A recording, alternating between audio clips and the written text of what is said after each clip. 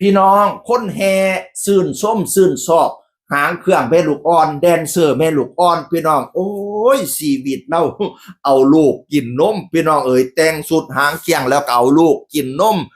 โอ้ยแต่รีโตนชาติให้รีบมาแม่จะขึ้นเวทีแล้วน้องมิกประสันลูกชายซื้อน้องมิกพี่น้องเอ๋ยอูกับแขนอยู่ใต้เวทีนั่นน่ะเอาลูกเฝ้ากินนมกับแม่ก็สิได้ขึ้นไปเต้น โอ้ยชีวิตนี่ล่ะคำเพียงเอ้ยมารู้ตูนชาติแท้จังสีล่ะเนาะชีวิตคนเฮาบ่ซ้ำกันปากกัดตีนทีบดิหาเลี้ยงลูกเลี้ยงเต้าพี่น้องเอ๋ยบัดที่นี่บัดแล้วก็ลูกใส่อูเนาะใส่อูแล้วก็ให้รับอยู่ใต้เวทีล่ะพี่น้องเอ๋ยบัดที่นี่ล้างจังหวะกันแม่อยู่เทิงเวทีก็ให้เพี้ยนร่วมวงนั่นล่ะเอาลูกพาโพสต์นี้มาจากโพสต์ของคุณต้นคูณสกุลทองลำซิ่งรับบทเป็นพี่เลี้ยงเด็กครับเวลาแม่ขึ้นเวทีพนาวาโอ้ยดูแลซอยกันดีให้บักลาใหญ่ขึ้นมาให้ได้เป็นศิลปินโด่งดังศิลปินระดับประเทศระดับโลกเด้อคำเพียงอีพอมีแต่คนเข้ามาชื่นชมความเป็นแม่ของนางชื่นชมความสู้ชีวิตของนางคำว่าแม่ยิ่งใหญ่หน้าที่คือเหนือสิ่งอื่นใดหน้าที่แม่ทำหน้าที่แม่ได้ดีมากๆมีแต่คนเขามาชื่นชมแม่ที่ดีน่ารักมากเห็นแล้วภูมิใจน่าเอ็นดูมากน่ารักจริงๆหัวใจแม่มีแต่คนชื่นชมความเป็นแม่พี่น้องนี่ละแม่น่ะนะ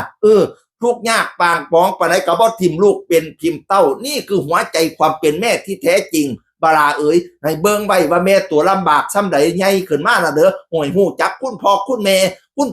นี่หนักกว่าผู้ผาแม่นเสียหินมาสั่งซ่าบ่มีวันสิเทียมเท่าคุณเรายำเขามกคุณเราจกเขาป้อนแต่ลูกอ่อนเยาว์ไว้คุณเราก่อยเปกอมนอนแต่ขึ้นจนแจ้งลูกว่ารับแม้สังสิรับตาลงใดลูกให้แม่ต้องตื่นอันนี้ล่ะคุณแม่เจ้าเฮานั้นอย่าได้ลืม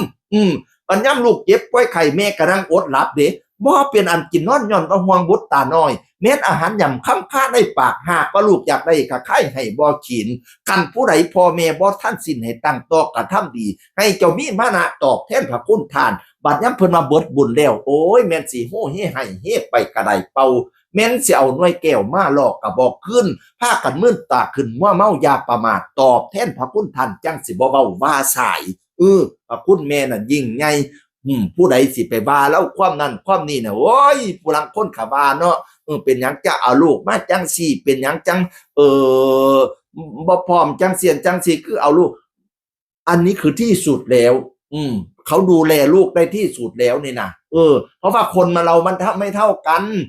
ถ้าอยากให้เขาดูแลลูกดีๆเวลาเขาไปแสดงเอาทิปให้เขาเยอะๆสิใบพันใบร้อยใบ500เนี่ยจกให้เขาถ้าเขาได้เงินมากๆเขาต้องดูแลลูกเขาได้ดีๆฝากด้วยเขาไปแสดงที่ไหนเอาทิปให้เขาเยอะๆมาแสดงอยู่เบี้ยงเลยบ้านคอยก่อนสิโจกทิปให้อยู่คอยซื่นส้มในความเป็นแม่เล่าพี่น้อง